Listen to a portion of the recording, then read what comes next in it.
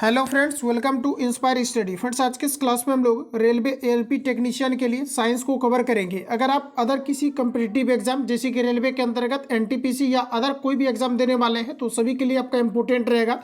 लेकिन जो रिसेंटली आपका बुक प्रिपेयर किया गया है एएलपी टेक्नीशियन ग्रेड आपके थर्ड के लिए भी आपका इसमें आपका मेंशन किया हुआ है। तो यानी कहने का मतलब है एएलपी टेक्नीशियन के लिए काफ़ी ज़्यादा इंपॉर्टेंट है और इसमें जो आपको फैक्ट दिया गया है ये काफ़ी ज़्यादा इंपॉर्टेंट है। एक ही क्वेश्चन के साथ कई सारे क्वेश्चंस आपके कवर होते जाएंगे, तो आप सभी लोग ध्यानपूर्वक इसको देखेंगे। फ्रेंड्स, जिसके पहले ऑलरेडी आपका क्या है कि इसमें आपका थ्योरी आपको दिया गया है कुछ आपका पॉइंट वाइज करके, जो कि इसका कंप्लीटली आपको मटेरियल्स आपका पैट ग्रुप के अंतर्गत आपका चला गया है।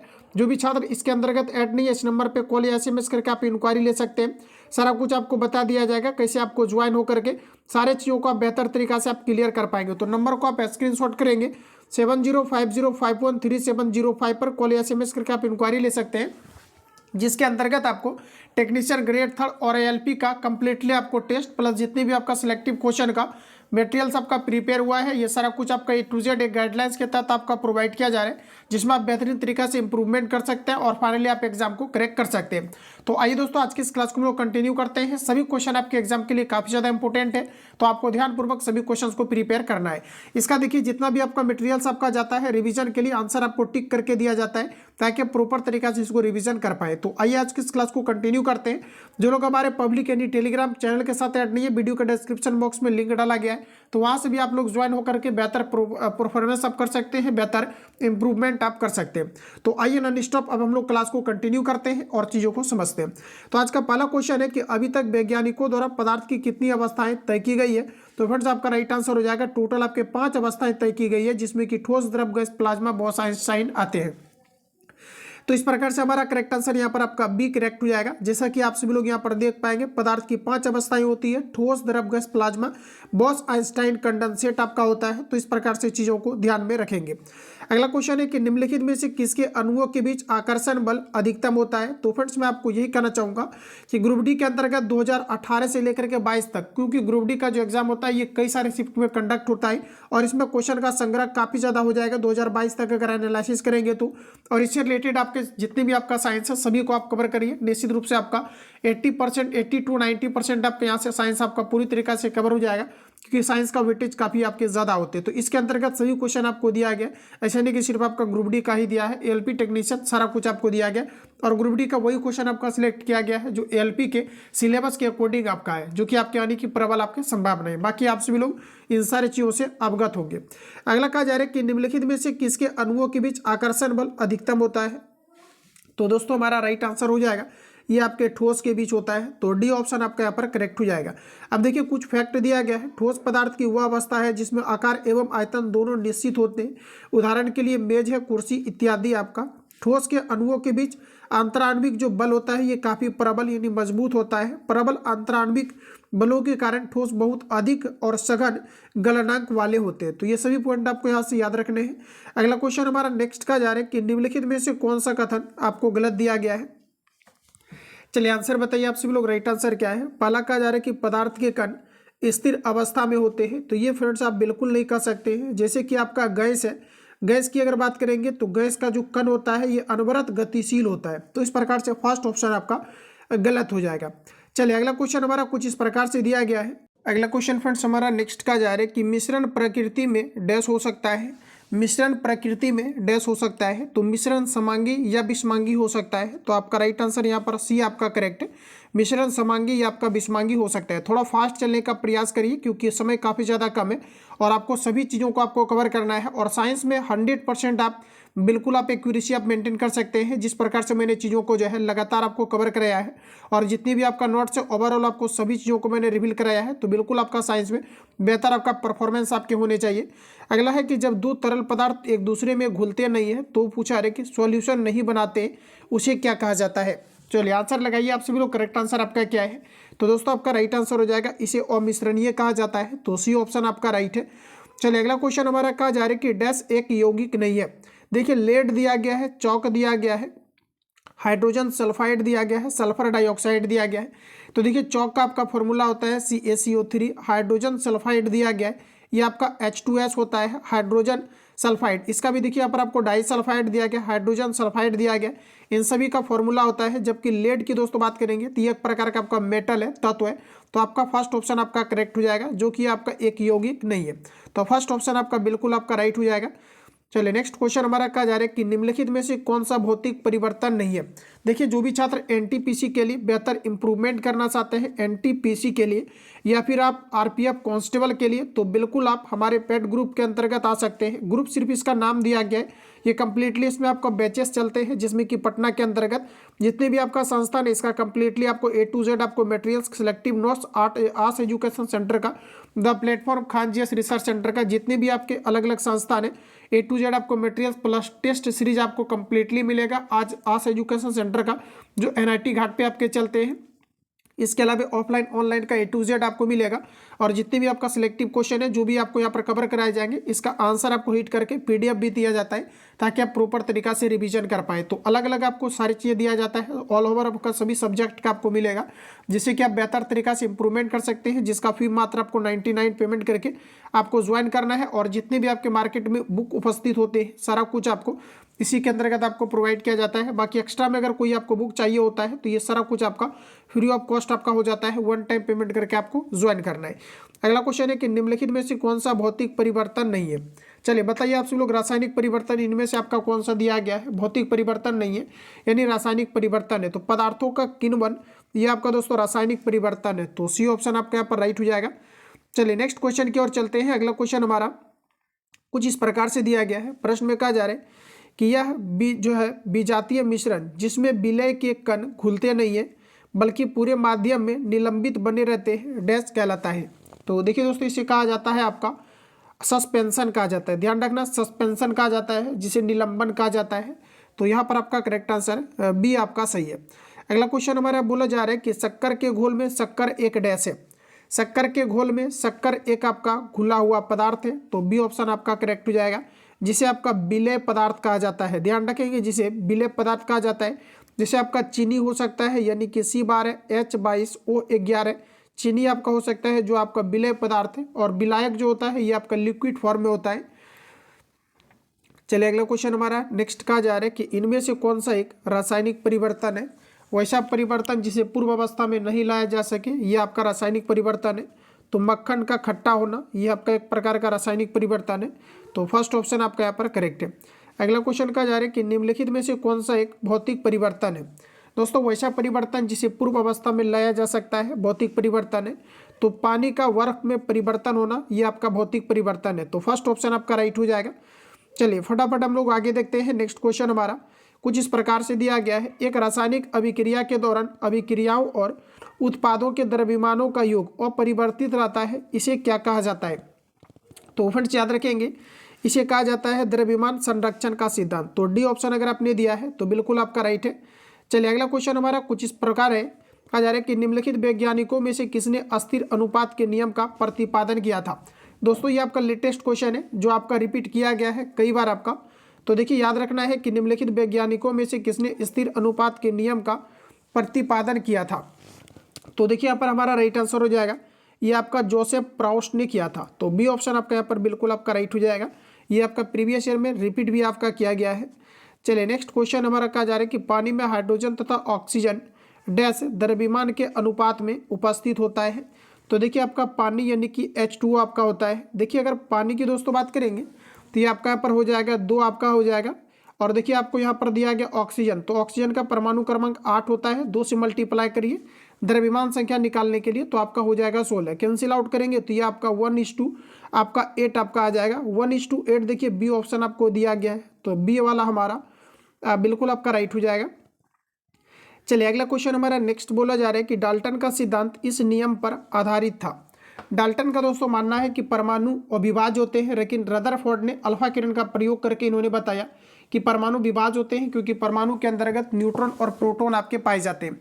ये देखिए सभी क्वेश्चन आपका रिपीटेड आपका है। तो जो भी मैं आपको फैक्ट कवर कराता हूँ आपको ध्यानपूर्वक सुनना है। तो यहाँ पर आपका देखिए डी ऑप्शन आपका करेक्ट हो जाएगा। द्रव्यमान संरक्षण का सिद्धांत आपका डाल्टन के नियम पर आधारित है। अगला क्वेश्चन कहा जा रहा है किस वैज्ञानिक ने पदार्थ की प्रकृति के बारे में बुनियादी सिद्धांत प्रदान किया था।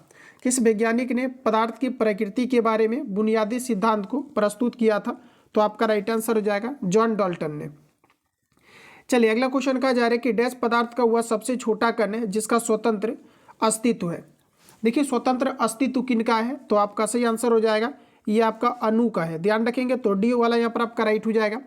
चलिए अगला क्वेश्चन हमारा नेक्स्ट कुछ इस प्रकार से दिया गया है। प्रश्न में कहा जा रहा है कि शब्द परमाणु को किसने खोजा। शब्द परमाणु को दोस्तों जो खोजा है ये आपका किसने खोजा है, तो आपका राइट आंसर हो जाएगा डेमोक्रिट्स ने। शब्द परमाणु को किसने खोजा है, तो डेमोक्रिट्स ने खोजा है। तो डी ऑप्शन आपका करेक्ट हो जाएगा।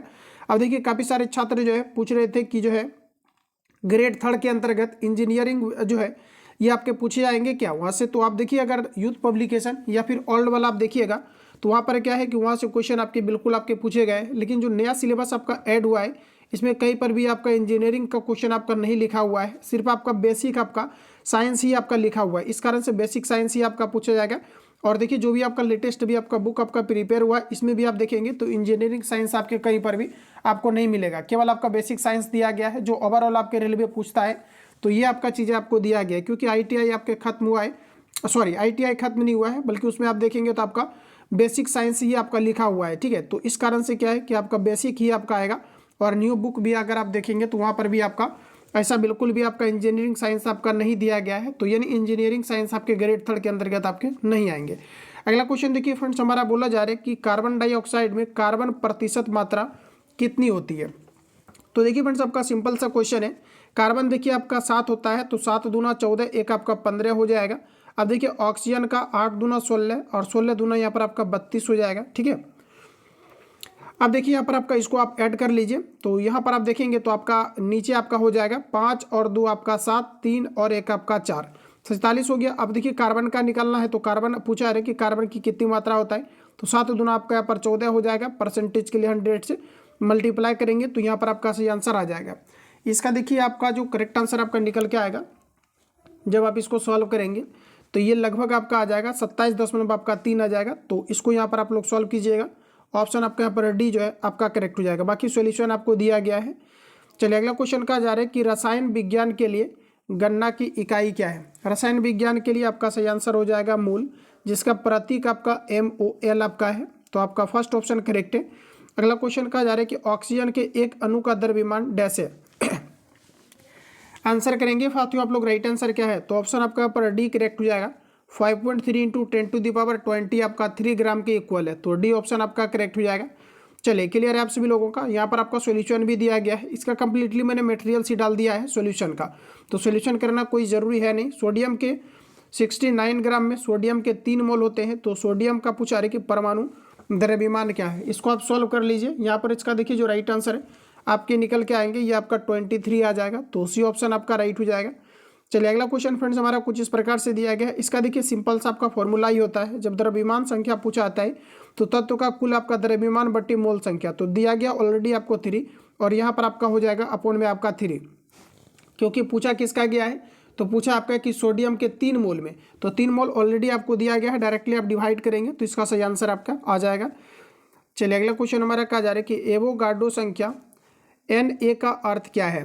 एवोगाड्रो संख्या Na का अर्थ क्या है, तो देखिए इसका अर्थ होता है कि जैसे कि ग्राम में जो ग्राम में आपके होते हैं परमाणु की जो टोटल आपकी संख्याएं होती है, इसको आपका इंडिकेट करता है। तो यहाँ पर देखिए किसी तत्व के 1 ग्राम परमाणु में परमाणुओं की जो संख्या होता है, तो यही आपका यहाँ पर राइट आंसर हो जाएगा। ऑप्शन आपका बी करेक्ट है। अगला क्वेश्चन फ्रेंड्स हमारा कहा जा रहा है कि निम्न में से किस तत्व के लिए प्रतीक में 2 अक्षर शामिल होते हैं। कार्बन के लिए केवल आपका C होता है तो आपका गलत हो जाएगा। आयोडीन के लिए I केवल होता है तो आपका गलत हो जाएगा। क्लोरीन के लिए Cl होता है तो यही आपका यहाँ पर राइट आंसर आपका हो जाएगा। लोहा के लिए आपका Fe होता है। तो यहाँ पर देखिए आप सॉरी फ्रेंड्स यहाँ पर आपका देखिए फ्लोरीन दिया गया है तो यहाँ पर आपका F होता है। लोहा के लिए केवल आपका 2 लेटर का यूज होता है तो यहाँ पर आपका करेक्ट आंसर है सी आपका करेक्ट है। अब कुछ पॉइंट आपको दिया गया है, जैसे कार्बन आपका C होता है, लोहा आपका Fe होता है, आयोडीन I होता है, हीलियम आपका He है, फ्लोरीन F है, नियॉन Ne है, बोरॉन आपका B है, सोडियम आपका Na है, नाइट्रोजन N, मैग्नीज आपका Mn है। इसके अलावा कुछ आपका पॉइंट और भी दिया गया है, जैसे आपका ऑक्सीजन O है, ब्रोमीन Br है, hydrogen H, aluminium Al, phosphorus P, chlorine आपका Cl, सल्फर S दिया गया, कैल्शियम C है, पोटेशियम के chromium Cr, tungsten W, zinc आपका Zn, uranium U, arsenic As। तो ये पॉइंट आपको पूछा जाता है, क्योंकि आप देखेंगे तो एग्जाम में आपका पूछा गया था रेलवे के अंतर्गत सोडियम का निम्न में से कौन सा संकेत है। तो फ्रेंड्स याद रखना है सोडियम का आपका Na होता है। तो जो भी पॉइंट आपका इंपॉर्टेंट है सारा कुछ आपको दे दिया गया है। अगला क्वेश्चन हमारा कहा जा रहा है कि कौन सा धातु ना तो धातु और ना ही अधातु है। बताइए आप सभी लोग राइट आंसर क्या है। यानी कि आपका अर्धचालक होगा। तो अर्धचालक आपका क्या क्या है भाई, तो आपका हो जाएगा जो है आपका सिलिकॉन है, जर्मेनियम है, ये सभी आपके अर्धचालक है। तो यहाँ पर आपका देखिए राइट आंसर बी ऑप्शन आपका दोस्तों करेक्ट है। चलिए आइए हम लोग नेक्स्ट क्वेश्चन देखते हैं। अब कुछ देखिए आपको महत्वपूर्ण आपको दिया गया है, जैसे उपधातु की संख्या आपके टोटल आपके 7 है, जैसे कि आपका बोरॉन है, सिलिकॉन है, जर्मेनियम है, आर्सेनिक है, एंटीमनी है, आपको दिया गया है टेल्यूरियम दिया गया है, पोलोनियम दिया गया। तो ये सभी आपके उपधातु है। अगला क्वेश्चन हमारा नेक्स्ट का जा रहा है कि डैश को वैद्युत ऋणात्मक तत्व के रूप में जाना जाता है क्योंकि वो इलेक्ट्रॉन ग्रहण करके ऋण आवेशित आयन बनाते हैं। तो आपका राइट आंसर हो जाएगा अधातु, सी ऑप्शन आपका करेक्ट है। अगला क्वेश्चन हमारा कुछ इस प्रकार से डैश प्रकृति में वैद्युत धनात्मक होती है। वैद्युत धनात्मक दोस्तों अगर देखेंगे तो आपका सही आंसर हो जाएगा ये आपके धातु है जो कि आपका वैद्युत धनात्मक है। तो फर्स्ट ऑप्शन आपका करेक्ट है। आइए अगला क्वेश्चन नेक्स्ट हमारा कहा जा रहा है कि जो है पूछा जा रहा है कि विलवनीकरण यानी डिसालिनेशन पूछा जा रहा है कि क्या है। चलिए आंसर लगाइए आप सभी लोग, सही आंसर आपका क्या है। तो देखिए ये एक प्रकार का एक ऐसी प्रक्रिया है जिसमें नमकीन पानी से खनिज पदार्थ को अलग किया जाता है। तो बी ऑप्शन आपका दोस्तों यहाँ पर आपका राइट हो जाएगा। अगला क्वेश्चन हमारा नेक्स्ट देखिए यहाँ पर दिया गया है, कहा जा रहा है कि निम्नलिखित में से कौन सा एक ऊर्ध्वपातक पदार्थ नहीं है। ऊर्ध्वपातक देखिए आपका कपूर है, नेप्थलीन है, अमोनियम क्लोराइड है, सोडियम सल्फेट आपका नहीं है। तो आपका देखिए पहला ऑप्शन आपका राइट हो जाएगा। ऊर्ध्वपातक वैसे पदार्थ को कहते हैं जो बिना द्रव अवस्था में गए सीधे वाष्प में परिवर्तित हो जाता है। अगला क्वेश्चन हमारा नेक्स्ट दिया गया है कि तरल अवस्था से गैसीय अवस्था में रूपांतरण को क्या कहा जाता है। तरल अवस्था से गैसीय अवस्था में रूपांतरण को क्या कहा जाता है। तो दोस्तों इसे कहा जाता है वाष्पीकरण। तो सी ऑप्शन आपका करेक्ट है। अगला क्वेश्चन हमारा नेक्स्ट दिया गया है कि ब्राउनियन गति की खोज किसने किया था। ब्राउनियन गति का खोज किनके द्वारा किया गया था। तो सी ऑप्शन आपका करेक्ट है, ये रॉबर्ट ब्राउन के द्वारा किया गया था। चलिए नेक्स्ट क्वेश्चन की ओर चलते हैं। अगला क्वेश्चन हमारा कुछ इस प्रकार से दिया गया है। प्रश्न में हमारा कहा जा रहा है कि बिले और विलायक का समांग मिश्रण कहलाता है। बिले और विलायक का समांग मिश्रण कहलाता है। तो आपका राइट आंसर हो जाएगा विलयन कहलाता है। क्या कहलाता है, विलयन कहलाता है। विलेय पदार्थ वह पदार्थ जो जल में घुलता है विलेय कहा जाता है। विलायक जिसमें घुलता है वो आपका कहलाता है विलायक। तो इसको सम्मिलित रूप से हम लोग कहते हैं विलयन। तो बी ऑप्शन आपका यहाँ पर राइट हो जाएगा। चलिए अगला क्वेश्चन हम लोग देखते हैं, इसका आंसर करिए आप सभी लोग। राइट आंसर क्या है। तो दो फ्रेंड्स कहा जा रहा है कि 1 बिलियन में पानी 320 ग्राम मात्रा में 36 ग्राम लवण है। द्रव्यमान प्रतिशत के अनुसार द्रव्यमान के संदर्भ में बिलियन की सांद्रता कितनी होती है ये आपको यहाँ पर बताना है। तो देखिए यहाँ पर सिंपली आपको यहाँ पर सॉल्व कर लेना है, ठीक है। इसका सॉल्यूशन मैं आपको देता हूँ। आपका देखिए यहाँ पर आपका सही आंसर ऑप्शन आपका सी हो जाएगा। इसका कंप्लीटली मैंने सॉल्यूशन ही डाल दिया है, तो सॉल्यूशन करने की आवश्यकता नहीं है। और इसका सॉल्यूशन काफ़ी इजी है, इसलिए टाइम किल करने से कोई फायदा है नहीं, क्योंकि एलपी वालों के लिए समय बिल्कुल भी आपके नहीं है। अगला है कि निम्नलिखित में से कौन सा कार्बन का एक अपरूप है, ये आपको पूछा है। देखिए आस एजुकेशन सेंटर वाला जो आपका है दोस्तों, इसमें आप देखिएगा तो जो नोमेरिकल आपको दिया गया ये काफ़ी बेहतरीन है, जिसका कि मैंने कंप्लीटली आपको प्रोवाइड कर दिया है। उस नोमेरिकल को बनाने के बाद उसमें आपका टाइप वाइज दिया गया है और ज़्यादा नहीं है, उसको आप बना लेंगे तो बिल्कुल आपका नोमेरिकल टोटल ही आपका यहाँ पर जो है आपके कवर हो जाएंगे। अगला क्वेश्चन है कि निम्नलिखित में से कौन सा कार्बन का एक अपरूप है। तो आपका सही आंसर हो जाएगा हीरा। तो डी ऑप्शन आपका यहाँ पर राइट है। चलिए अगला क्वेश्चन नेक्स्ट हम लोग देखते हैं। अगला क्वेश्चन हमारा कहा जा रहा है कि सोडियम कार्बोनेट का आणविक द्रव्यमान डैश होता है। सोडियम कार्बोनेट के बारे में बताना है, CaCO3 के बारे में पूछा जा रहा है। तो सिंपल सा आपका यहाँ पर देखिए जो है सोडियम कार्बोनेट पूछा गया है, ठीक है, सॉरी सोडियम कार्बोनेट Na2CO3 के बारे में पूछा गया है। तो देखिए आपका Na का आपका कितना हो जाएगा, तो Na आपका जो है 11 होता है, तो ये आपका विषम है, तो 11 दूना 22 एक आपका यहाँ पर 23 हो जाएगा। 2 से मल्टीप्लाई करके एक को ऐड करना है अगर विषम नंबर रहता है तो। अब देखिए यहाँ पर आपको दिया गया है कार्बन, कार्बन का आप देख लीजिए तो कार्बन का आपका 7 दूना आपका 14 का आपका 15 हो जाएगा। उसके बाद ऑक्सीजन का निकाल लीजिए तो 16 दूना 8 दूना 16, 16 तरीके यहाँ पर आपका 48 हो जाएगा। इस प्रकार से इसको आप ऐड कर लीजिएगा तो इसका करेक्ट आंसर आपका आ जाएगा, ठीक है। तो यहाँ पर देखिए आपका 23 है ऑक्सीजन का आपका 16 दिया गया है, जबकि यहाँ पर देखिएगा इसका फॉर्मूला होता है Na2CO आपका 3 होता है। चलिए बिल्कुल करेक्ट है, यहाँ पर द्रव्यमान लिख करके यहाँ पर आपका मल्टीप्लाई कर दिया गया है, ठीक है। तो चलिए यहाँ पर इसका देखिए जो आपका सही आंसर निकल के आएगा ये आपका 106 आ जाएगा। तो इसको आप लोग जो है यहाँ पर आप सॉल्व करेंगे। चलिए अगला क्वेश्चन हमारा नेक्स्ट का जा रहा है कि CO का सापेक्ष द्रव्यमान क्या है। चलिए निकालिए इसका सही आंसर आपका क्या है। CO का सापेक्ष द्रव्यमान क्या है, ये आपको ऊपर पूछा रहे। तो देखिए दोस्तों आपको CO का पूछा रहे, तो देखिए कार्बन का आपका होता है, कार्बन का परमाणु क्रमांक 6 होता है, ठीक है। शायद तो मैंने पिछले जो है क्वेश्चन में गलत कर दिया हुआ था। तो देखिए कार्बन का आपका होता है 6, तो 6 के 2 से मल्टीप्लाई करेंगे तो ये आपका हो जाएगा 12। ऑक्सीजन का देखिए आपका परमाणु क्रमांक 8 होता है, 2 से मल्टीप्लाई करेंगे तो ये आपका 8 दूना 16। इसको ऐड करेंगे तो ये आपका यहाँ पर 8 2 यानी कि 28 आपका यहाँ पर होगा। देखिए ऑप्शन आपको ए में दिया गया है, तो पहला ऑप्शन आपका करेक्ट हो जाएगा। देखिए पिछले क्वेश्चन में मैंने वहाँ पर रॉन्ग किया हुआ है, क्योंकि जो है ये परमाणु एटॉमिक नंबर को लेकर के, तो उसको थोड़ा सा आप लोग मैनेज कर लीजिएगा, कमेंट नहीं करना है आपको। अगला क्वेश्चन है कि सामान्यतः परमाणु के नाभिक में डैश होते हैं। परमाणु के नाभिक में न्यूट्रॉन और आपके प्रोटॉन्स पाए जाते हैं। तो देखिए आपका राइट आंसर हो जाएगा प्रोटॉन तथा न्यूट्रॉन आपके होते हैं। इलेक्ट्रॉन जो है चारों ओर चक्कर लगाते हैं। अगला क्वेश्चन है फ्रेंड्स, इलेक्ट्रॉन के समतुल्य प्रतिद्रव्य कणों को डैश कहा जाता है। इलेक्ट्रॉन के समतुल्य प्रतिद्रव्य कणों को डैश कहा जाता है। तो फ्रेंड्स इसे कहा जाता है पॉजिट्रॉन। डायरेक्ट आपको आंसर ही याद रखने हैं, इसे आपका पॉजिट्रॉन कहा जाता है। तो आंसर आप देखिए ऑप्शन आपके सामने आ चुका है, तो यहाँ पर आपका सही आंसर हो जाएगा पॉजिट्रॉन। तो डी ऑप्शन आपका यहाँ पर करेक्ट हो जाएगा।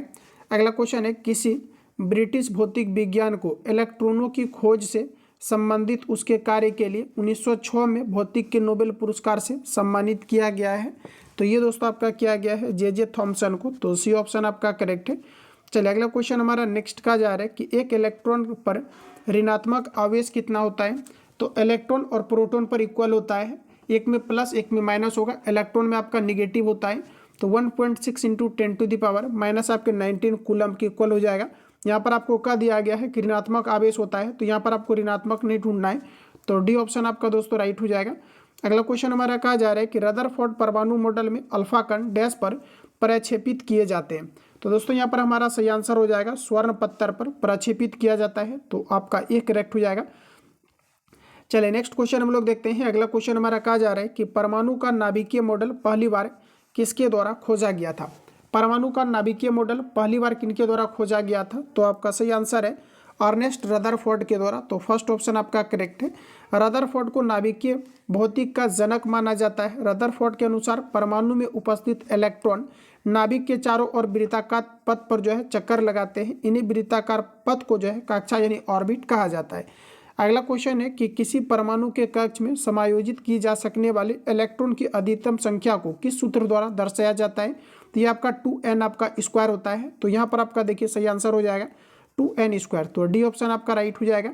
अगला क्वेश्चन, और यहाँ पर देखिए कुछ आपको महत्वपूर्ण मैं आपको फैक्ट कवर कराता हूँ। जैसे कि आपका कक्षा जो होता है K L M और आपका N होता है। तो फर्स्ट कक्षा में K के अंतर्गत 2 इलेक्ट्रॉन्स आपके रखे जाते हैं, जबकि L के अंतर्गत टोटल आपका 8, M के अंतर्गत आपके 18 इलेक्ट्रॉन्स रखे जाते हैं और N के अंतर्गत आपके 32 इलेक्ट्रॉन्स को आपके रखे जाते हैं। तो ये सभी पॉइंट आपको याद रखना है।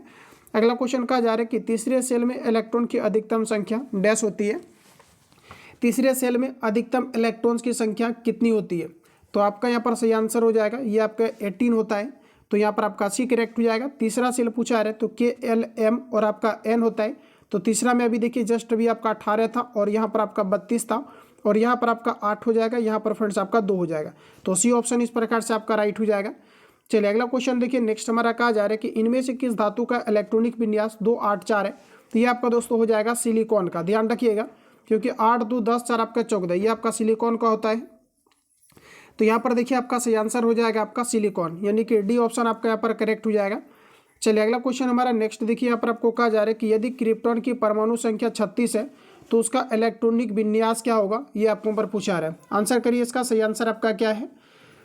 तो देखिए यदि क्रिप्टॉन की परमाणु क्रमांक 36 है तो उसका इलेक्ट्रॉनिक विन्यास क्या होगा। तो आपको 2n स्क्वायर करके आप इसको निकाल सकते हैं। इसका राइट आंसर हो जाएगा 2 8 20 आपका 6। क्लियर है। चलिए अगला क्वेश्चन देखते हैं। कहा जा रहा है कि परमाणु के चतुर्थ स्तर में समायोजित की जा सकने वाले इलेक्ट्रॉनों की अधिकतम संख्या क्या है। तो आपका दोस्तों राइट आंसर हो जाएगा आपका 32 है। कॉन्सेप्ट मैंने आपको दे दिया है। अगला क्वेश्चन है हाइजेंसबर्ग के अनिश्चितता के सिद्धांत में संवेग की अनिश्चितता और एक कण स्थिति को कहते हैं। दोस्तों क्वेश्चन को एक बार रिपीट करेंगे। कहा जा रहा है हाइजेंसबर्ग के अनिश्चितता के सिद्धांत में संवेग की अनिश्चितता और एक कण की स्थिति को क्या कहा जाता है? तो दोस्तों इसे कहा जाता है आपका, इसे दोस्तों क्या कहा जाता है? तो आपका राइट आंसर होगा घटाया नहीं जा सकता है, क्योंकि वह मौलिक रूप से आपके अंतर्निष्ठ होता है। तो डी ऑप्शन अगर आपने दिया है तो बिल्कुल आपका यहाँ पर सही हो जाएगा। चलिए अगला क्वेश्चन हमारा कुछ इस प्रकार से दिया गया है। कहा जा रहा है उस तत्व का नाम बताएं जिसका इलेक्ट्रॉनिक विन्यास 287 है। तो देखिए इसका टोटल आपका हो जाएगा 17 और ये आपका है क्लोरीन। तो सी आपका राइट हो जाएगा। क्लोरीन एक प्रकार का आपका हेलोजन है जिसे 17वें समूह के अंतर्गत आपका रखा गया है। अगला क्वेश्चन है किसी तत्व की परमाणु संख्या जैसे निर्धारित की जाती है, किसी तत्व की परमाणु क्रमांक निर्धारित की जाती है। तो आपका सही आंसर है एक परमाणु में उपस्थित प्रोटॉन की संख्या से। तो डी ऑप्शन आपका यहाँ पर राइट हो जाएगा। अगला क्वेश्चन कहा जा रहा है एक तत्व के आइसोटोप की द्रव्यमान संख्या 298 है। यदि इसके नाभिक में 196 न्यूट्रॉन है तो इसकी परमाणु संख्या क्या है, ये आपको पर बताना है। आंसर इसका लगाइए, राइट आंसर आपका क्या होगा? तो आपका देखिए करेक्ट आंसर हो जाएगा 102। देखिए सिंपल सा आपको क्या है कि जैसे द्रव्यमान संख्या आपको दिया गया है, यानी दोस्तों यहाँ पर आपको दिया गया है आपको Z। अब देखिए सॉरी ये आपको यहाँ पर दिया गया है। अब देखिए न्यूट्रॉन आपको दिया गया, N भी आपको दिया गया। सिंपली आप डायरेक्टली इसको माइनस कर लीजिए, ऑप्शन आपका यहाँ पर बी करेक्ट हो जाएगा। नेक्स्ट क्वेश्चन है कि नाइट्रोजन के परमाणु में उपस्थित न्यूट्रॉन की संख्या कितनी है? नाइट्रोजन के परमाणु में उपस्थित न्यूट्रॉन की संख्या कितनी है? तो देखिए नाइट्रोजन में पूछा रहे तो नाइट्रोजन आपका N होता है तो इसका 7 हो जाएगा नाइट्रोजन का, जो कि हम लोग कार्बन मिस्टेक से कार्बन का 7 ले रहे थे, जिसके कारण एक क्वेश्चन में आपका रॉन्ग हुआ था। अब देखिए 7 दूना यहाँ पर आपका 14 हो जाएगा। ठीक है, अब देखिए यहाँ पर आपको प्रश्न में पूछा गया है इसमें जो उपस्थित प्रोटॉन की संख्या कितनी होगी। तो आपका देखिए Z, E और P आपस में इक्वल होता है। Z देखिए आपका परमाणु क्रमांक है 7, तो इसमें क्या पूछा है, इन्होंने पूछा है कि इसमें न्यूट्रॉन की संख्या कितनी होगी। तो दोस्तों यहाँ पर आपको माइनस करना है, 14 में 7 को घटाइएगा तो आपका सही आंसर हो जाएगा ऑप्शन आपका सी। चलिए अगला क्वेश्चन की ओर चलेंगे। नेक्स्ट क्वेश्चन हमारा कुछ इस प्रकार से दिया गया। प्रश्न में कहा जा रहा है कि हाइड्रोजन अणु का नाभिक किससे बना होता है? हाइड्रोजन अणु का नाभिक किससे बना होता है? तो आपका फर्स्ट ऑप्शन करेक्ट है, केवल प्रोटॉन का बना होता है। अगला क्वेश्चन में कहा जा रहा है कि हाइड्रोजन परमाणु के 3 समस्थानिक प्रोटियम, ड्यूटेरियम और टाइट्रियम है। समस्थानिक ट्राइट्रियम का परमाणु क्रमांक और द्रव्यमान संख्या क्रमशः डैश है। चलिए आंसर लगाइए आप सभी लोग, राइट आंसर क्या है? तो हमारा देखिए यहाँ पर आपका सही आंसर हो जाएगा 1 और आपका 3। Correct answer option A correct है। चलिए अगला क्वेश्चन की ओर चलते हैं। डैश इलेक्ट्रॉन की समान संख्या वाले परमाणु अणु आयन होते हैं। डैश इलेक्ट्रॉन की समान संख्या वाले परमाणु अणु आयन होते हैं। तो हमारा सही आंसर हो जाएगा, इसे हम लोग कहते हैं आइसो इलेक्ट्रॉनिक। तो सी ऑप्शन अगर आपने दिया है तो बिल्कुल आपका यहाँ पर सही है। चलिए अगला क्वेश्चन फ्रेंड्स हमारा कुछ इस प्रकार है। कहा जा रहा है जिस तापमान पर किसी गैस का आयतन शून्य हो जाता है उसे डैश कहा जाता है। तो आपका यहाँ पर राइट आंसर रहेगा, आंसर बताइए। तो ये आपका राइट आंसर हो जाएगा परम ताप। जिस तापमान पर किसी गैस का आयतन शून्य हो जाता है इसे क्या कहा जाता है? तो साथियों इसे कहा जाता है परम ताप। तो यहाँ पर अगर आपने ऑप्शन अगर सी को दिया है तो बिल्कुल आपका राइट है। चलिए अगला क्वेश्चन हमारा नेक्स्ट कुछ इस प्रकार से है। कहा जा रहा है कि बॉयल के नियम अनुसार, तो डायरेक्टली आपको नियम याद ही रखने हैं। बॉयल के नियम अनुसार होता है कि नियत ताप पर दिए गए किसी गैस के द्रव्यमान के दाब तथा आयतन का गुणनफल स्थिर रहता है, अर्थात PV इक्वल टू आपका K एक आपका कांस्टेंट है। तो आपका यहाँ पर बी ऑप्शन आपका सही है।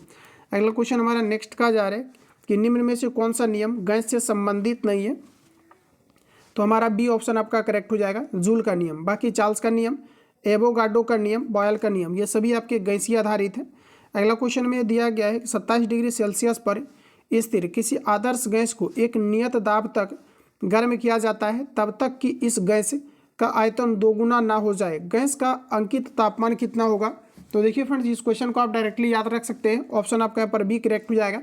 ये आपका 327 डिग्री आपका सेल्सियस, या तो आप इसको निकाल भी सकते हैं। ये आपका T1 आपका प्रारंभिक टेम्परेचर आपको दिया गया 27, और केल्विन में जाने के लिए सिंपली आपको 273 को ऐड करना रहता है। तो सिंपली आप इसको डायरेक्टली सॉल्व भी कर सकते हैं। तो यहाँ पर आपका देखिए जो आपका करेक्ट आंसर हो जाएगा 300 आपका केल्विन, सॉरी यहाँ पर देखिए क्वेश्चन हमारा क्या पूछा है इन्होंने। क्वेश्चन का 27 डिग्री टेम्परेचर पर स्थिर किसी आदर्श गैस को एक नियत दाब तक गर्म किया जाता है जब तक इस गैस का आयतन 2 गुना ना हो जाए। तो गैस का अंकित पूछा है कि इसका तापमान कितना होगा, ये आपको यहाँ पर पूछा रहे। तो यहाँ पर देखिए सबसे पहले आपको क्या करना है कि आपको केल्विन में इसको आपको कन्वर्ट करना है, ठीक है। केल्विन में जब आप इसको कन्वर्ट कर लेंगे अब कहा जा रहा है कि आयतन इसका क्या हो जाना चाहिए, तो देखिए V1 और इक्वल टू आपका 2 आपका V2 हो जाना चाहिए, यानी कि कितना आपका, तो 2 गुना आपके हो जाने चाहिए। अब देखिए फ्रेंड, इसका सिंपल सा एक आपका फॉर्मूला होता है, फॉर्मूला ये होता है कि V1 अब इंटू आपका जो है ये आपका T1 होता है इक्वल टू आपका V2 अपॉन आपका T2 आपका यहाँ पर आपका होता है। अब देखिए यहाँ पर आपको सिंपली क्या पूछा जा रहा है कि 2 गुना हो जाना चाहिए था इसका आयतन, और पूछा जा रहा है कि इसका अंतिम तापमान कितना होगा, यानी कि आपको T2 पूछा जा रहा है। अब देखिए T2 निकालने के लिए आपका जो फॉर्मूला ये आपका कैलकुलेट होकर के आएगा V2 अपॉन आपका V1 इंटू आपका यहाँ पर हो जाएगा T1। अब देखिए सिंपली यहाँ पर आप मान रख दीजिए। अब देखिए यहाँ पर जो V2 दिया गया है यहाँ पर आपको कितना रखना है, तो आपको 2 हो जाएगा, क्योंकि आपको 2 गुना करना है। इसको यहाँ पर देखिए थोड़ा सा मैं रिमूव कर रहा हूँ, या तो ऊपर में लिख दे रहा हूँ, ठीक है। अब देखिए यहाँ पर आपको T2 आपको निकालना है, तो आपको देखिए ये वाला आपका 2 गुना हो जाएगा, तो यहाँ पर देखिए 2 भी हो जाएगा, और ऑलरेडी आपका भी है पहले से, तो भी आपका हो जाएगा। अब यहाँ पर देखिए टेम्परेचर जो आपने निकाला हुआ है 300, तो यहाँ पर आपको 300 आपको रख देना है। अब इसको आप कैलकुलेट कीजिए, इसका करेक्ट आंसर आपका निकल के आ जाएगा, बिल्कुल आपका आ जाएगा। तो इसको आपको सिंपली कैलकुलेट करना है, तो लगभग इसका जो सही आंसर आपका T2 आपका निकल के आएगा, क्योंकि यहाँ से आपका भी आपका कट जाएगा। इसको आप सॉल्व करिएगा, इसका देखिए आपका राइट आंसर जो फाइनली आपका निकल के आएंगे ये आपका 327 आपका आ जाएगा, ठीक है। तो इतना आप लोग खुद से करेंगे। चलिए अगला क्वेश्चन की ओर चलते हैं। नेक्स्ट क्वेश्चन हमारा कहा जा रहा है कि निम्न में से कौन विस्तारित नहीं होगा। बताइए आप सभी लोग राइट आंसर क्या है, निम्न में से कौन सा आपका विस्तारित नहीं होगा। तो आपका देखिए राइट आंसर हो जाएगा मेथी पाउडर, तो डी ऑप्शन आपका यहाँ पर राइट हो जाएगा। चलिए अगला क्वेश्चन हमारा नेक्स्ट कहा जा रहा है कि एक आइडियल गैस का दिया गया है कि 4 ग्राम 54.6 केल्विन एवं 2 दिया गया है एटमॉस्फेरिक दबाव पर 5.6 मीटर क्यू का दिया गया है कि परिणाम वॉल्यूम प्राप्त करता है, उसका आणविक द्रव्यमान क्या होगा। आरआरबी ग्रुप डी 2018 के शिफ्ट में ये क्वेश्चन आपका कंडक्ट हुआ है। तो फ्रेंड्स यहाँ पर आपका देखिए सिंपल से इसका एक फॉर्मूला होता है। फॉर्मूला की अगर बात करेंगे, इसका फॉर्मूला जो होता है ये आपका हो जाता है n इंटू आपका यहाँ पर हो जाएगा आपका R2 और अंडर रूट आपका D2 अपॉन आपका D1 आपका हो जाता है, और इक्वल टू आपका अंडर रूट M2 अपॉन आपका M1 हो जाता है। तो इस पर आपको यहाँ पर सॉल्व करना है, इसको सॉल्व करेंगे, इसका सही आंसर आपका निकल के आपका आ जाएगा, ठीक है। तो यहाँ पर ऐसा करते हैं हम लोग। इसका देखिए पूछा क्या जा रहा है, एटमॉस्फेरिक बराबर आपको पूछा जा रहा है। तो यहाँ पर देखिए थोड़ा सा आप ध्यान देंगे, इसका एक और भी आपका फॉर्मूला होता है आपका PV, ध्यान रखेंगे। आपका जो फॉर्मूला होता है PV इक्वल टू आपका ये आपका nRT होता है, जो आदर्श गैस का आपका फॉर्मूला होता है। अब देखिए फ्रेंड्स यहाँ पर आपको सिंपल सा आपको यहाँ पर मान को पुट करना है। P का देखिए यहाँ पर आपको वैल्यू मैं आपको नोट कराता हूँ, आप लोग इसको सॉल्व करेंगे। P का वैल्यू यहाँ पर आपको देखिए दो एटमॉस्फेयर दिया गया है, तो यहाँ पर आपको 2 रखना है। अब देखिए यहाँ पर V की अगर बात करेंगे तो V का आपको यहाँ पर दिया गया है 50 आपका 6 पॉइंट आपका मीटर क्यू आपको दिया गया है, जो आपका एटमॉस्फेरिक है। तो यहाँ पर आपको V की जगह पर इसको पुट करेंगे। N देखिए यहाँ पर आपको एन की अगर बात करेंगे तो यहाँ पर आपको पूछा क्या जा रहा है आणविक भार क्या होगा, यानी कि क्वेश्चन में आपको निकालना क्या है, तो आणविक भार यानी कि आपको एन ही आपको पूछा जा रहा है। अब देखिए आर की अगर बात करेंगे तो आर जो आपको दिया गया है, आर देखिए आपका आर का आपका वैल्यू होता है, आर आपका एक कांस्टेंट टर्म है, और आर का जो वैल्यू होता है ये आपका 0.082 आपका 1 होता है। तो आर की जगह पर इसको रखना है आपको। इसके बाद यहाँ पर आपको देखिए आपको टी दिया गया है टेम्परेचर आपका, तो ये 54 आपका 6 हो जाएगा। इसको यहाँ पर कंप्लीटली आप रखिएगा, तो इसका सही आंसर आपका निकल के आ जाएगा। क्लियर है। तो यहाँ से आपको सॉल्व करके इसका आंसर आपको लगाना है। तो इसका देखिए जो आपका फाइनली करेक्ट आंसर आपका आएगा ये आपका यहाँ पर आ जाएगा ऑप्शन आपका बी। तो यहाँ पर देखिए आप सॉल्यूशन भी देख सकते हैं, सॉल्यूशन आपको दिया गया है, तो इसको आप यहाँ पर जो है कंप्लीटली आप लोग यहाँ पर सॉल्व करेंगे। अगला क्वेश्चन फ्रेंड्स हमारा नेक्स्ट का जा रहा है कि विसरण के बारे में निम्नलिखित में से क्या सही नहीं दिया गया है। आंसर लगाइए आप सब लोग, राइट आंसर क्या है। तो दिया गया है गैसों के विसरण की दर उसके आयतन पर निर्भर करती है, ये बिल्कुल आपका गलत है। तो फर्स्ट ऑप्शन आपका यहाँ पर राइट हो जाएगा। चलिए नेक्स्ट क्वेश्चन हमारा कुछ इस प्रकार से है, कहा जा रहा अभिलाक्षणिक गैस समीकरण PV इक्वल टू nRT किस गैस के लिए सही प्रकार से लागू होता है। तो यहाँ पर देखिए हमारा करेक्ट आंसर हो जाएगा आदर्श गैस के लिए, तो सी ऑप्शन आपका करेक्ट है। नेक्स्ट क्वेश्चन हमारा कहा जा रहा है कि गैस की मात्रा व्युत्क्रमानुपाती होता है, गैस की मात्रा व्युत्क्रमानुपाती होता है, तो आपका राइट आंसर हो जाएगा दाब के, तो फर्स्ट ऑप्शन आपका करेक्ट है। चलिए नेक्स्ट क्वेश्चन हमारा यहाँ पर देखिए आपको कहा जा रहा है कि इनमें से कौन सा नियम यह बताता है कि गैस का आयतन गैस के दाब के व्युत्क्रमानुपाती होता है। तो यहाँ पर देखिए हमारा एग्जैक्ट आंसर हो जाएगा ऑप्शन आपका ए, ये आपका बॉयल का नियम है, तो फर्स्ट ऑप्शन आपका करेक्ट है। अगला क्वेश्चन दोस्तों नेक्स्ट हमारा कहा जा रहा है कि निम्नलिखित में से कौन सा एक रेडियो एक्टिव तत्व नहीं है? Plutonium, titanium, uranium, thorium. Radio active तत्व इनमें से कौन सा नहीं है? तो आपका सही आंसर हो जाएगा टाइटेनियम। ऑप्शन आपका बी करेक्ट है। अगला क्वेश्चन में कहा जा रहा है कि हेनरी बेकुलर इनमें से किसकी खोज से संबंधित है? तो रेडियोधर्मिता से। तो बी ऑप्शन आपका यहाँ पर सही है। अगला क्वेश्चन कहा जा रहा है कि रेडियो किस खनिज से प्राप्त किया जाता है? रेडियम, जिसका खोज मैडम क्यूरी के द्वारा किया गया था। और रेडियम का खोज किस प्रकार के खनिज से होता है? तो आपका राइट आंसर हो जाएगा पिंच ब्लेड से। तो डी ऑप्शन आपका सही है। अगला क्वेश्चन है कि परमाणु के भीतर न्यूट्रॉन द्वारा प्रोटॉन पर आरोपित बल कहलाता है। इसे दोस्तों कहा जाता है नाभिकीय बल। तो आपका देखिए यहाँ पर फर्स्ट ऑप्शन आपका करेक्ट हो जाएगा। चलिए नेक्स्ट क्वेश्चन हम लोग देखते हैं। अगला क्वेश्चन हमारा कुछ इस प्रकार से दिया गया है। प्रश्न में आपको कहा जा रहा है, तो ऐसा करते हैं हम लोग क्लास को यहीं पर आज एंड कर लेते हैं, क्योंकि जो भी आपके क्वेश्चन आपके बचे हुए हैं इसको हम लोग नेक्स्ट क्लास में देखेंगे। तो आज हम लोग 70 पर ही क्लास को एंड करते हैं, ताकि जो आपका नेक्स्ट क्लास आएगा उसमें जो भी आपका चीज़ें बचा हुआ है इसको कम्प्लीटली आपको कवर कराए जाएंगे। बाकी जो लोग चैनल पर पहली बार विजिट किए हैं चैनल को सब्सक्राइब करके बेल आइकन को प्रेस कर लेना, क्योंकि जब भी क्लास अपलोड हो तो नोटिफिकेशन आपको टाइम टू टाइम मिले। जो लोग सेशन को लाइक नहीं करते, एक बार सेशन को आप सभी लोग लाइक करके जाएंगे जाते जाते। मिलते हैं नेक्स्ट सेशन में, तब तक के लिए जय हिंद, बेस्ट ऑफ लक।